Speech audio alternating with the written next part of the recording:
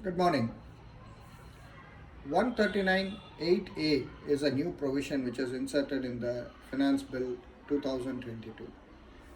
Before we delve into the finer aspects of this section, let's understand the return filing process because 139 per se covers the return filing process. An assessee, based on his category, is given certain timelines under section 139.1. 139.3 talks about loss return. A positive return which has an income also can have a negative income which is a loss. Accordingly, 139.3 is carved out to talk about loss return. It has to be remembered that if one wants to claim a carry forward of losses or set off of losses, the return has to be filed well before the timelines as specified under section 139.1. So 139.3 also needs to be filed within the timeline specified under section 139.1. This is also given a coherent reading under section 80 of the income tax law. 139.4 talks of a belated return. A belated return may be filed not before 3 months prior to the expiry of the relevant assessment year, which is contained in 139 subsection 4. Then comes revised return. An assessee may notice that he might have missed out something in his original return. Accordingly, he can go and revise his return under section 139.1 or 139.3 under section 139.5.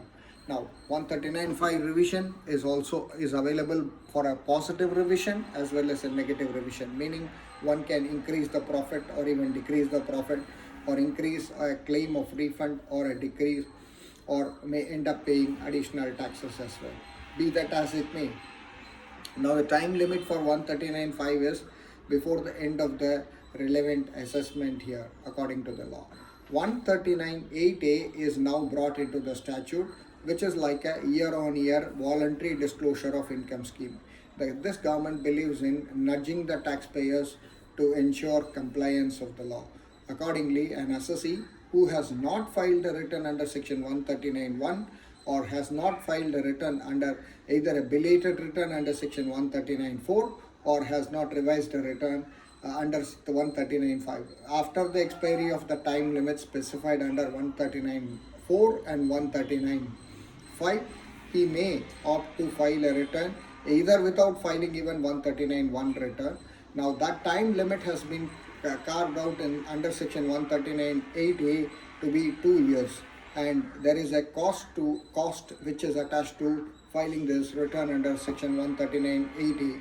The cost is, if the return is filed immediately after within 12 months from the end of the relevant assessment year, then the total tax payable is 125% of the tax payable of the amount. Now the figure tax payable itself is also explained subsequently in the section 140B, which is also inserted consequential to the insertion of section 139.8A. Now, if the return is filed under section 139.8A beyond 12 months but before the gap of 24 months from the end of the relevant assessment year, in that case the tax payable will be 150% of the amount of the tax which has been determined. Now let's come to the definition of how the tax will be determined.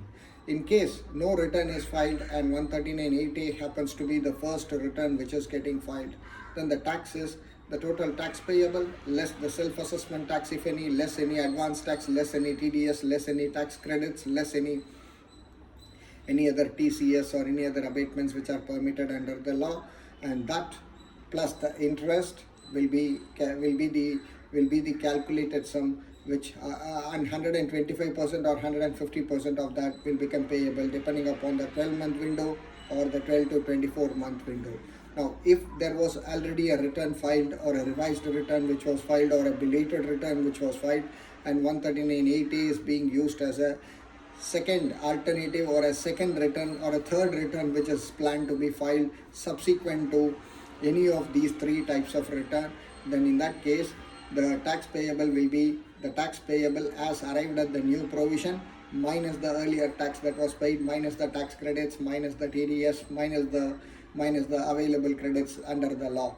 What needs to be understood is 139.8a is a one-way traffic. You can only offer an enhanced income or a reduction of the refund which you had earlier claimed, and it is not available to make a reduction of your income or a claim of loss or a reduction of the refund. So it's a one-way ticket, but it offers you a voluntary disclosure of income, possibly every year after year, as henceforth as according to the law, because the section will be effective from 1/4/2022. Now, coming to the aspects, the niceties which is not mentioned in the law.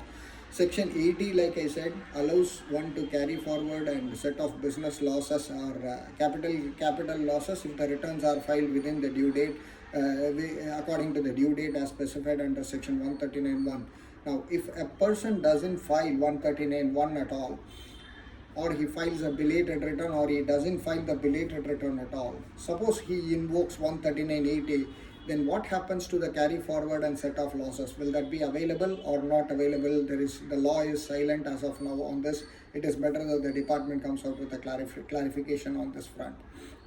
Similarly, if an assessee has filed a return under 139(1), or he has revised it under 139, or it is a loss return under 139(3), or he has revised either of these two returns under 139(5), and subsequent to it, for the third time or for the fourth time, he invokes 139.8a. Now, what happens in that case? Will the carry forward and set off losses be available? The answer again is a silence. I think it is better these 2 points are get clarified. Now, let's take this particular thought on a simpler plane. The idea of section 80 is one has to comply with the timelines for claiming carry forward of losses and set-offs. If that be so, and 139.8a being an extended window, normally the commonsensical thinking would be that one cannot avail the carry forward and the set off of capital or business losses. But that is only my reading. Let's wait and see. The fine print is still yet to come. That is the devil in the detail, part 3. Thank you very much.